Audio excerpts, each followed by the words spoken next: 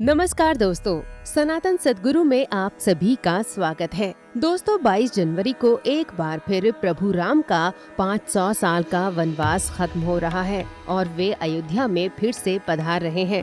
दोस्तों आपको पता है कि अयोध्या में प्रभु श्री राम की जन्मभूमि पर फिर से एक भव्य मंदिर का निर्माण हो चुका है और 22 जनवरी को रामलला को वहां फिर से स्थापित किया जाएगा। लेकिन क्या आपको पता है कि प्रभु श्री राम ने जब अयोध्या को छोड़कर वैकुंठ धाम के लिए प्रस्थान किया था, तब उनके साथ न सिर्फ उनके भाई भरत जी, लक्ष्मण जी और शत्रुघ्न जी ने अयोध्या का त्याग कर वैकुंठ धाम में स्थान ग्रहण किया था, बल्कि वहां के सभी पशु पक्षी, इंसान और सूक्ष्म प्राणी भी वहां से अलग अलग धाम में चले गए थे।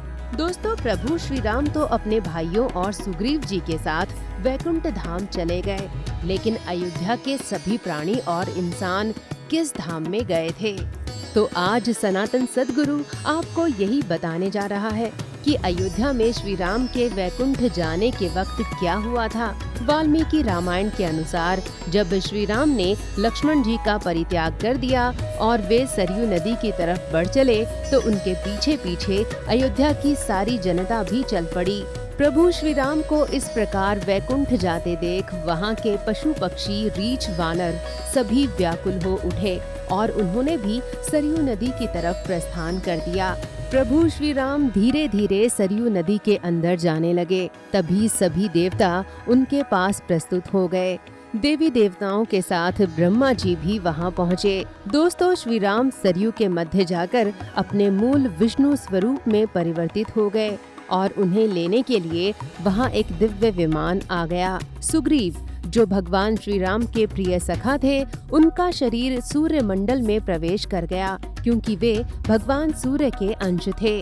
इसी प्रकार जिन जिन देवताओं ने रावण के वध में प्रभु श्री राम की सहायता के लिए अंश रूप में अवतार लिया था, वे सभी अपने अपने मूल स्वरूपों में प्रविष्ट हो गए। वानर नील अग्नि में प्रवेश कर गए, तो वानर नल अपने पिता विश्वकर्मा के लोक में चले गए। अयोध्या की जनता जिन्हें श्री राम बहुत प्यार करते थे, वो उनके साथ वैकुंठ जाने वाले विमान पर बैठ गए। लेकिन करुणा के सागर श्री राम तो सिर्फ मानवों से ही प्यार नहीं करते थे, उनके लिए तो सभी प्राणियों का कल्याण ही जीवन का उद्देश्य था।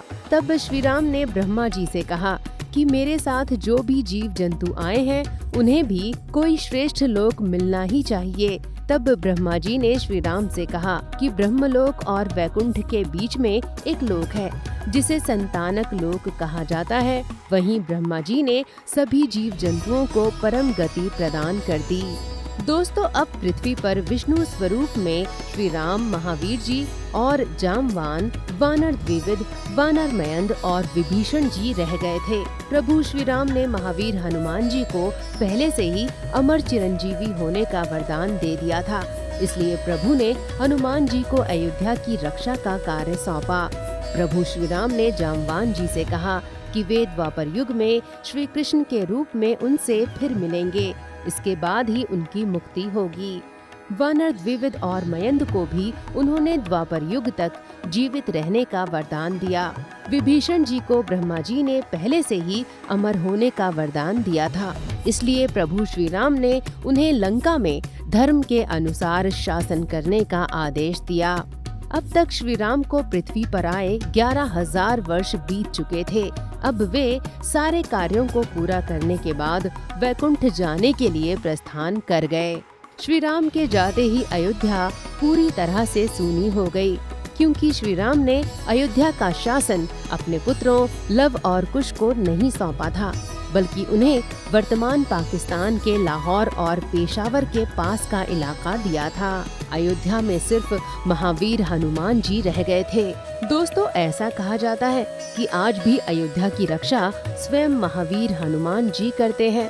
दोस्तों हमारा आज का ये वीडियो आपको पसंद आया होगा। आपसे निवेदन है कि इसे जरूर लाइक करें और अगर आप सनातन धर्म से जुड़ी जानकारियों से अवगत होना चाहते हैं, तो आपसे निवेदन है कि आप हमारे चैनल सनातन सदगुरु को तुरंत सब्सक्राइब कर लें। जय श्री राम।